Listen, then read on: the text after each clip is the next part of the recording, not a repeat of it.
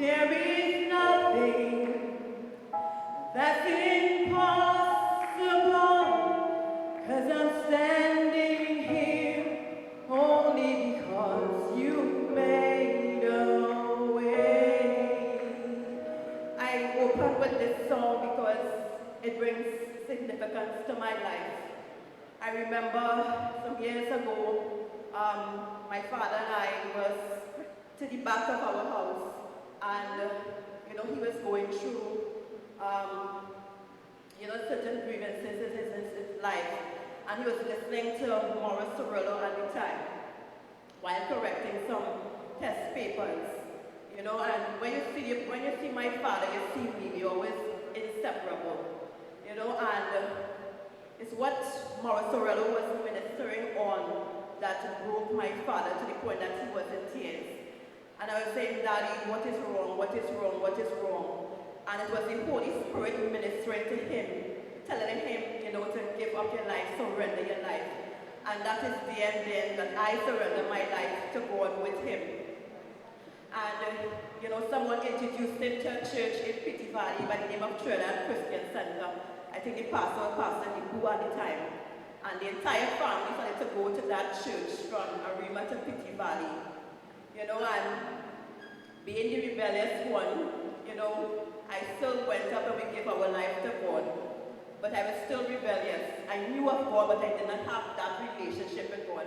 And I said, Daddy, I don't feel it in this church. So my sisters and I decided that we were going to go to another church. But Daddy still attended the Trinidad Christian Center. We went to the church in Santa Rosa Heights. Yet still, didn't feel the Holy Spirit filled. Didn't feel anything. And I backslided. And I just started to be, just live a life of doing wrong things. I would go into details, but it was not a nice life.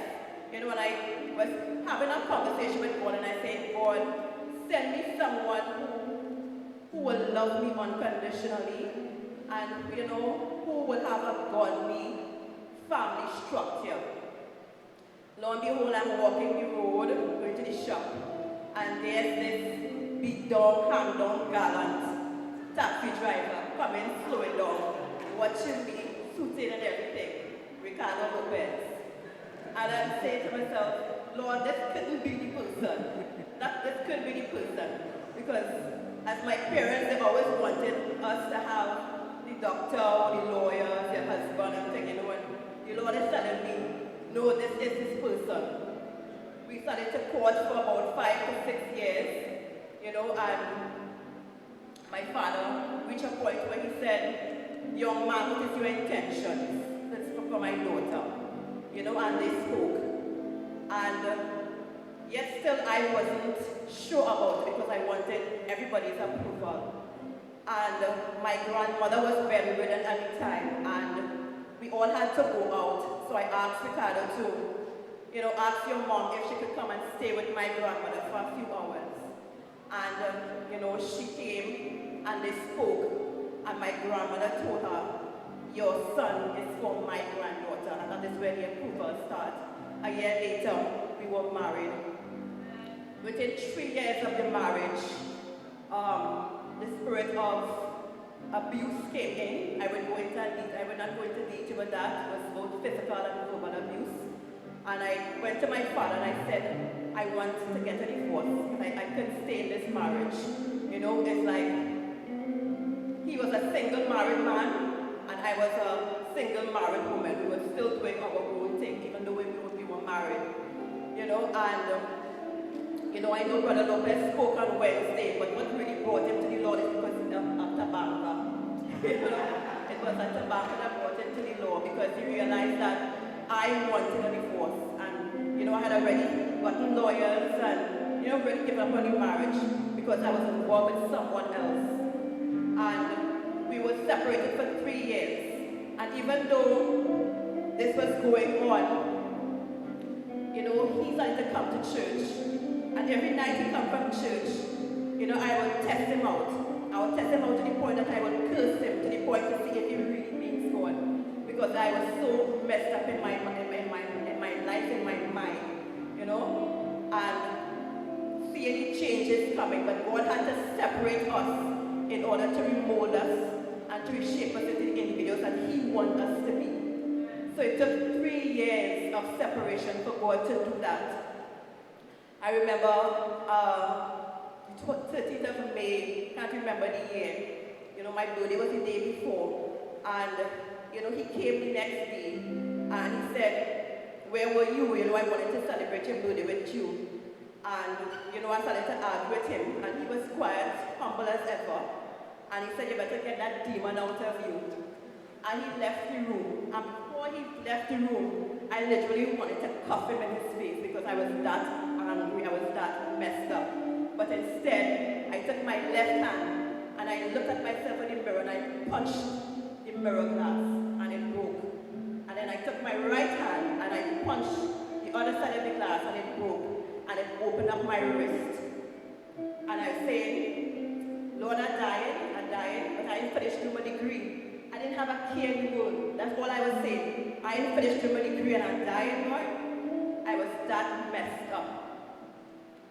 He rushed me to the hospital and they sewed up my hand. I got maybe about 45 stitches. And I was telling the nurses to them, hurry up because I have things to do. And they was like, this is unbelievable. How is you not dead as yet because of where, you know, I slashed my hand. You know, this hand's supposed to not be able to move, and I was still able to move my fingers. Once again, God was working it out in my life, and I didn't even realize it. Next day, I was driving like normal with my left hand. I went to work like normal, and everybody was saying that you are a beast. How could you be in so much pain with your hand wrapped up? And you're still coming to work. You're still going on with life. I didn't have a care in the world. But the pain was intense in the night. And all I'm saying is, Lord, I have an exam to write. I have my degree to complete. And you have taken away my right hand. How am I going to write? Once again, God proved himself and he taught me how to learn how to write with my left hand while doing therapy on my right hand. You know, to make a long story short, basically, what had happened to me with this hand is what brought me to this church, because I saw the changes with what was taking place in Ricardo's life, you know, and God was turning around because we both had praying parents, you know, and they were interceding on our behalf, you know, but yet still, I was still trying to prove God because I had 2 weeks away in doing this exam and realizing that I couldn't do this exam. And it was like 3 subjects I had to do and 3 essays per subject within 2.5 hours. And it was back to back to back. And I'm saying, God, I'm going to prove you. I'm going to see if you really say you're the King of Kings and the Lord of Lords. You're going to make me right with this hand, even though it is bandaged up. And I went into that exam room and I said, God, I'm prepared to write with my left hand. But I don't know if I will pass the exam in time because it's, you know, it's my left hand. And I picked up that pen and I started to write and write and write. When I finished the second essay, I was in tears because I was in so much pain. And the invigilator came to me and she said, ma'am, would you like to leave the room? Would you like a glass of water? I did that. And I went to the room and I said, God, you say you're the King of Kings, you're the God of the impossible.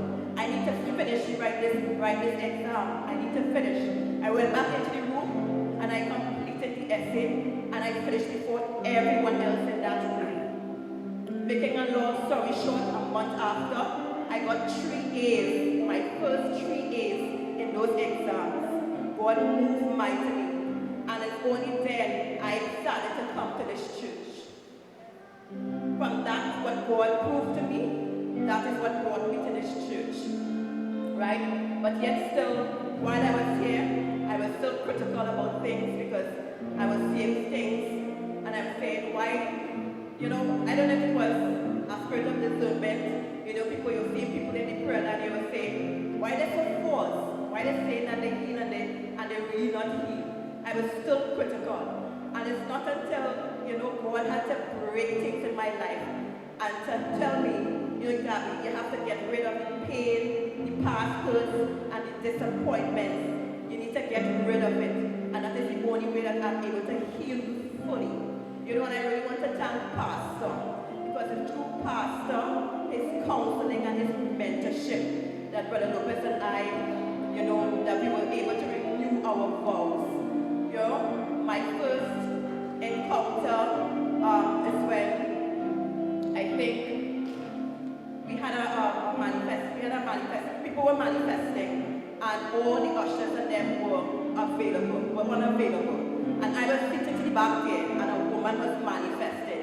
And something just tell me, go and hold that woman, because there was nobody else to hold her. And there it is, the prophet came to me and he said, you have to start to work for the Lord. And a week later, I was in uniform working for the Lord. So I just want to give God all the honor and glory. You see us as workers, we also have sacrifices, we also have struggles, but the mere fact that we give our time and effort and our total submission to God, that is all that matters. All that matters is our salvation, and that is what brought me to God. And this scar on my hand is a constant reminder of why I am here and why I am serving God.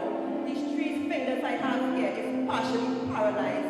I can still not able to hold a pen properly or button my clothes properly, even pin. But God still moves miraculously in my life. And I just want to give him all the honor and all the glory for this. Glory to